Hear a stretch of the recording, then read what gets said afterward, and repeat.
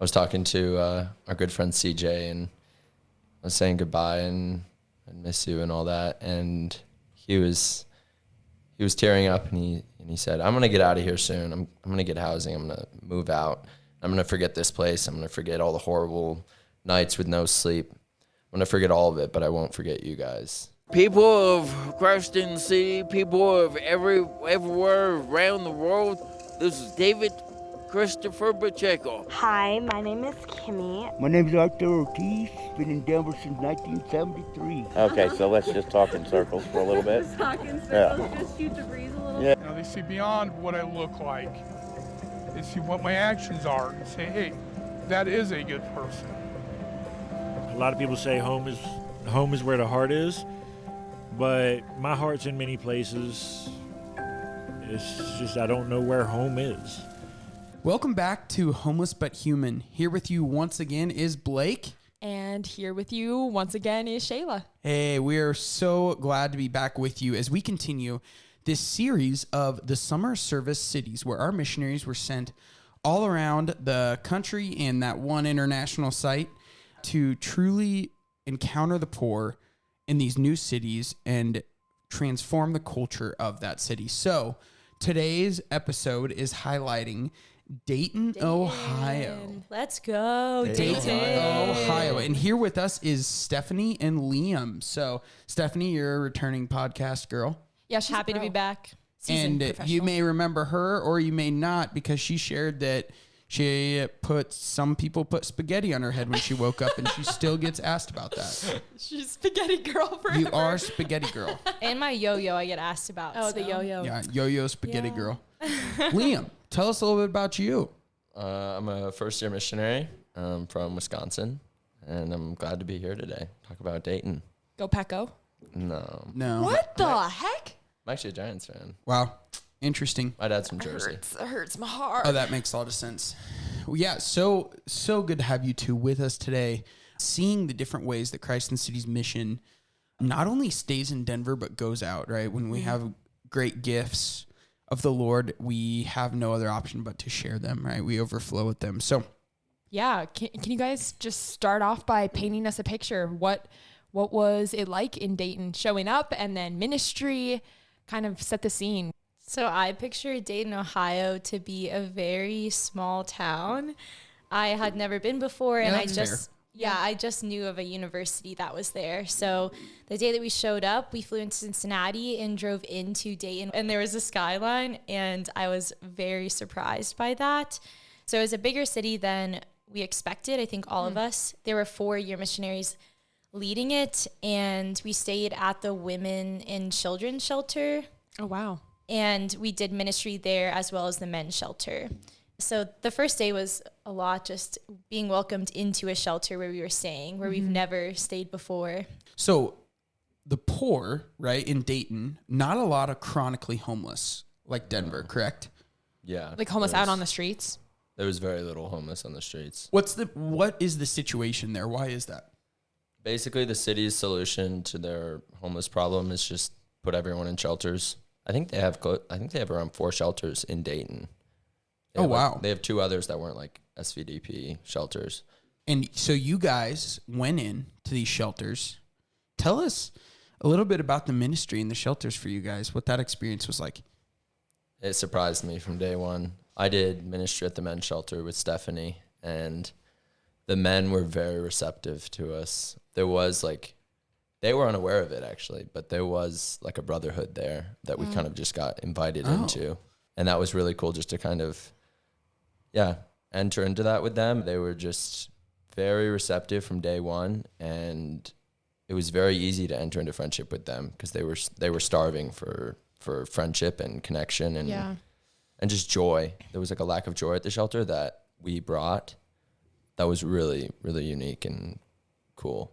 Also, something I think that's important to know, as Liam was saying, with the brotherhood that was there, it used to be an old prison. So where they hang out during the day is the lunchroom, and then there's the courtyard, and it looks like a prison because it used to be one. So a lot of them just hang out at different tables, and some of them were friends with each other, although there almost seemed to be cliques, and many people were loners as well, just sat at tables by themselves. So I think that created a culture that was easy to enter into because they were all just sitting at tables. Yeah. And we could just approach them there. And go sit with them. Yeah, or go outside and play basketball with them, or pick flowers with them, or... That happened? Yeah, that's one of my favorite. It was the first day we tell were that there. story. I'd love to hear it. Yes, thank you. Okay, so the first day we went, like Liam said, we were all just very surprised at how receptive they were. And when we walked outside, there was a man who approached me holding a bouquet of wildflowers. His name was John, and he just handed them to me, and we were already around a lot of other men that were sitting on benches because a lot of people just hung out outside sitting on these benches. And it was like immediately just rapport was gained because we were all just kind of like oohing and awing at these flowers, like, ooh, aw. And then I gave them off to someone else.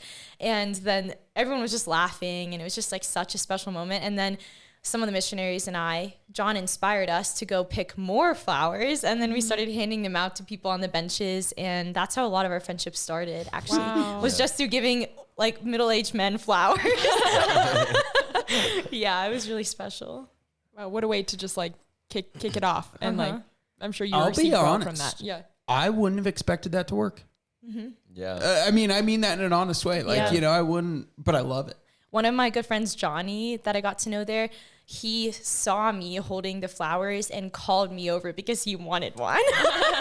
So yeah, not what I would have expected either from a man. I love but that. yeah. I think joy, just like, they were so drawn to the joy that we brought. It was a very sad place. A lot of these men are in, great destitution in their life, and to have this like radical joy before them was just so inspiring for them. One of my favorite stories was Stephanie doing cartwheels in the rain. Wait, what? So it started downpouring. I mean, this is like Midwest, like rainfall, just Love it's it. Thick. Yeah, thick rainfall. And all the men are like running inside, putting out their cigarettes or whatever. And Stephanie runs out and starts doing cartwheels. And this man goes out with her, Sean, and joins her in the cartwheels. And there were just like a bunch of guys inside just amazed at her joy. That was one of my favorite memories too. So childlike. That's so awesome. beautiful. Yeah. And that guy who joined you?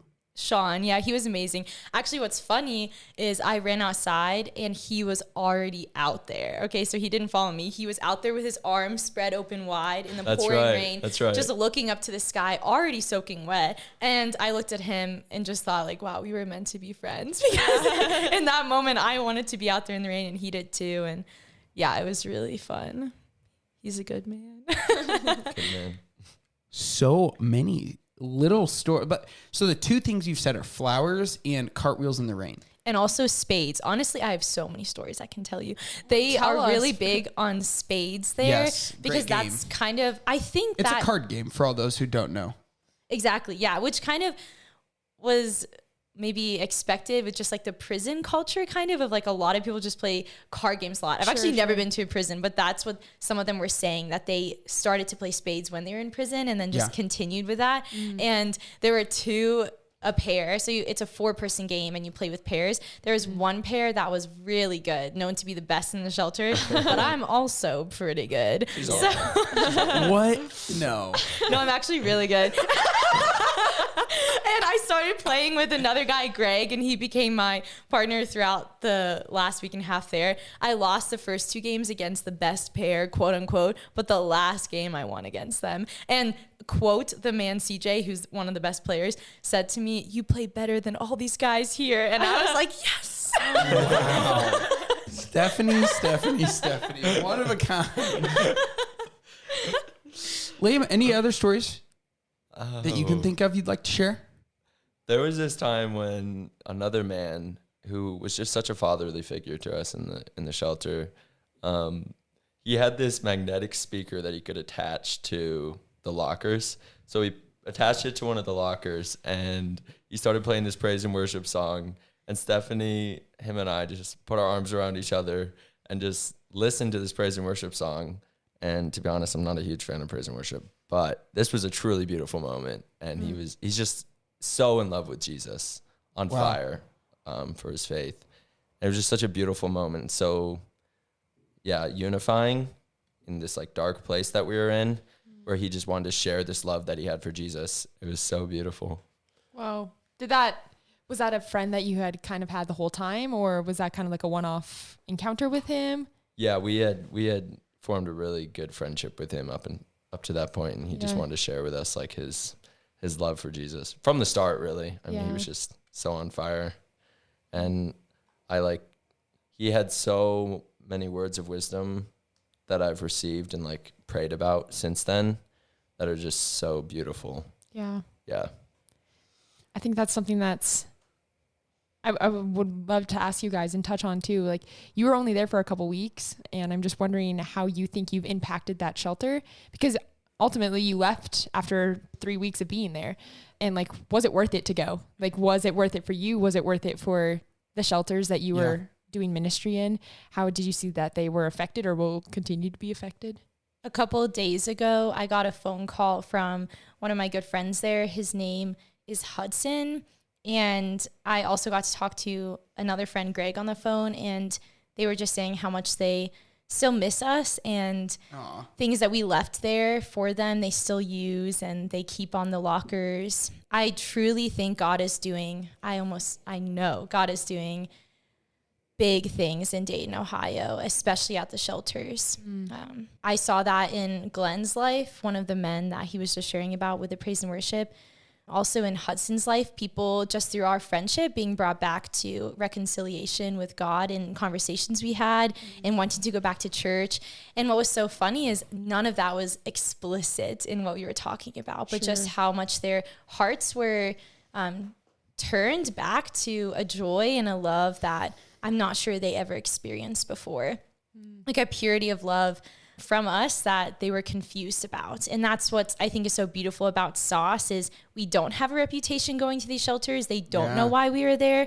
So in being able to prove through coming back that we really just want to be their friend through action, they, I think, are confused, like even still almost and in awe of like, this is a love that I want.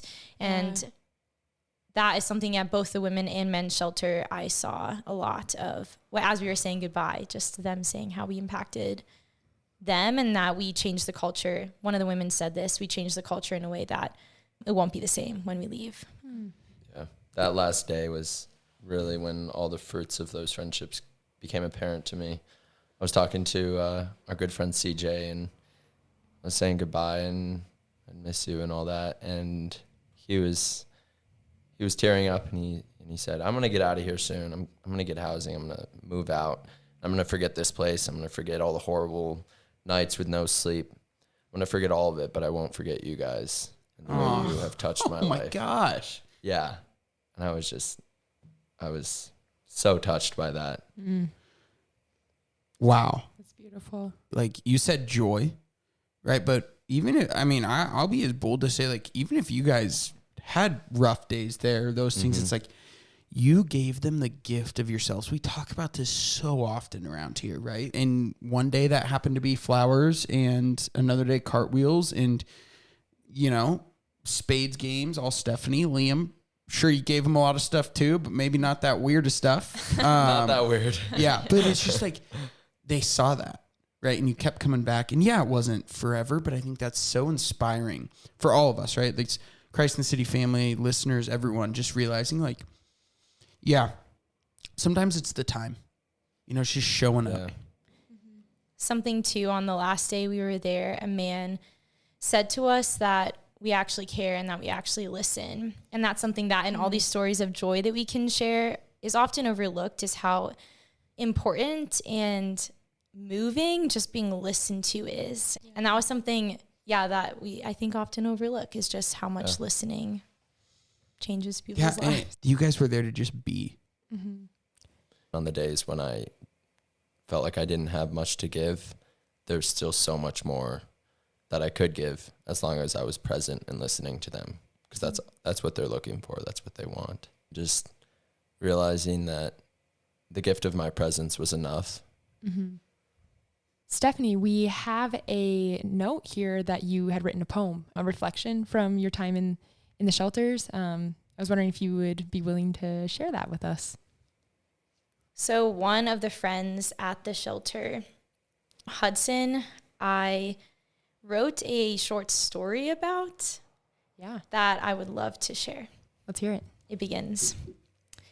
To be an artisan means to be skilled in a handiwork, in a craft, to create from scratch by hand. To be an artisan is to make physical, to make human art. There are artisans of woodworking, of calligraphy, of rosary making, of glass blowing. But we are artisans of another kind. In Dayton, Ohio, off of Gettysburg Avenue, is a women's prison. Behind is an old men's prison, now converted into a place for the imprisoned of another kind. They are what they call homeless. In Dayton, Ohio, off of Gettysburg Avenue, is a man inside of the St. Vincent de Paul men's shelter. He is around 50 years old, an Ohio native with a graying beard and a melancholic heart. Before staying in the old prison, he was in an active prison for 30 years, formed into a man who for 10,950 days did not have a home of his own. On a Wednesday morning came two 22-year-olds, one a woman, short and playing with a yo-yo, and the other a man with glasses who is studying to be a priest in the Catholic Church. They're wearing matching green t-shirts, and they seem to be excited to be there. For people like them, why? An exile to the shelter, he had been kicked out for a couple days, when words took his silence away with an exchange of names. Hudson was his name. The man and woman in matching green shirts bend down and share company, with laughters, words of hopelessness, broken families, his plans for the day, and the 3 months Hudson had been there at the shelter. Seemingly out of nowhere, Hudson looked at the woman in the green shirt and called her a mama's girl. If you don't know what that means, neither did she. Confused, hurt, she asked him why he would only continue to call her the same thing, mama's girl. Not understanding, the words were left there at the entrance to the shelter. Between the sandwich of Wednesday and Friday was a day for class for the people who wear green shirts. The class was on the dignity of work. A question was asked that day to the class, all high school graduates. What do you want to be when you grow up? The woman from the day before writes on her paper that she wants to be an artist of people. Not yet knowing exactly what that means, she only knew that it was exactly what she wanted to be when she grew up. The next day, Friday, the man and woman come back to the shelter and start kicking a soccer ball with Hudson. He moves towards and starts to speak to the woman. He continues to misunderstand her, calling her names she does not know. Eyes being met, she shares with him the truth and asks him to stop. With almost no pause, he spits out, "I only call you these things because I wish I still had a home." Then following an apology, "I am sorry," finishing with forgiveness. "I forgive you, Hudson." Then comes the soccer ball and they continue to play. As the woman leaves that Friday, she walks up and nails him with a simple 5 words. "Hudson, I really respect you." He reciprocates, "And I really respect you." A meeting in the middle, their friendship not only healed, but now nailed to a truth and a freedom deeper than before. The weekend comes and goes, and the people with the green shirts come back at the same time that Monday. Instead of the man and woman in the green shirts approaching Hudson, he instead comes up to them. Visibly different, he wore his smile boldly. They ask him, "Hudson, how was your weekend?" "My weekend was very good. I have been thinking about our conversation on Friday, and I went back to church this Sunday, and I will never be the same." Like in the harvest season, the ripe fruit in his words falls off the vine, and the fruit was so sweet. They rejoiced. This man will never be the same. In reconciling their friendship, Hudson's heart repented, and he received the gift of reconciliation with God. He was reconciled to his Maker. God in his goodness had laid bare before the woman's eyes, "You are an artist of people, an artisan of reconciliation." We are his artisans, reconciliation our craft. We make physical, we make human, we make more whole his masterpieces. Hudson is his masterpiece. You see, we are artisans of another kind. That was awesome. Stephanie, thank you so much. Yeah. Hudson called me a couple days ago and told me that he'll be getting an apartment soon in about a week. And also that he has been continuing to go to church. He went on Wednesday, Saturday, and Sunday whenever they come to the shelter. Yeah. So amazing. Huge things are going on at the men's shelter. Man. Before we kind of wrap up here, if you guys could describe your experience this summer at Dayton for the couple weeks that you were there, in one word, what would you say? I already thought about this. I would summarize my 3 weeks in Dayton as harvest, like the harvest season. Wow. And we don't always get that. You know, sometimes it's seed planting season. Exactly. Sometimes it's winter. Watering. Sometimes it's winter. Yep. That's Liam? interesting you say that. Were you going to say that? No. I guess if I had to describe it in one word, it would be overflowing. Just the fruits that came from that. Many of which we don't know. Yeah. Overflowing. Don't you kind of love that? Like you hate it, but you love it. Like you don't know all the fruits. I think God protects us from our own pride in that. Oh, totally. Totally. And even at the end of the 3 weeks, like if you guys wouldn't have left, they would have never shared with you how much you meant to them in some ways, you know? Yeah. Guys, thank you so much for sharing. Of course. We thank Dayton, we thank Michael and the staff there. You guys welcomed us, and yeah, just making this possible and seeing this vision for joy and hope in your shelters is something we are all here for. So we thank you for that. And yeah, and thanks to all of our listeners who tuned in today to hear about Dayton, Ohio, and how our summer of service went there. thank you all so much. Liam, Thank you. Stephanie, Thank you. it was a joy. You guys rock. God bless you all. Bye. Mother Teresa, one of our patrons, would say, "If I look at the masses, I will not act. If I look at the one, I will." Because of these one-on-one encounters, because of people like you stepping out of your comfort zone, this mission is spreading. This mission is making its way into parishes, schools, seminaries, and communities nationwide. We have families making care kits for the homeless, college students coming on week-long mission trips and then going back on fire to serve the poor in their cities, seminarians and small groups across the country doing Christ in the City style street ministry. This mission is becoming a national and worldwide endeavor, and we're so happy you're here. For even more in-depth Christ in the City training, videos, and interviews with the homeless, we invite you to join our known and loved monthly giving community. This is one of the most impactful ways you can join us in this mission. Visit christinthecity.org and make a monthly gift today to join our known and loved community and receive a special Christ in the City gift. Imagine with me for a moment if every homeless person had one friend who cared about them. What a difference that would make in the world. And what if that one friend is you?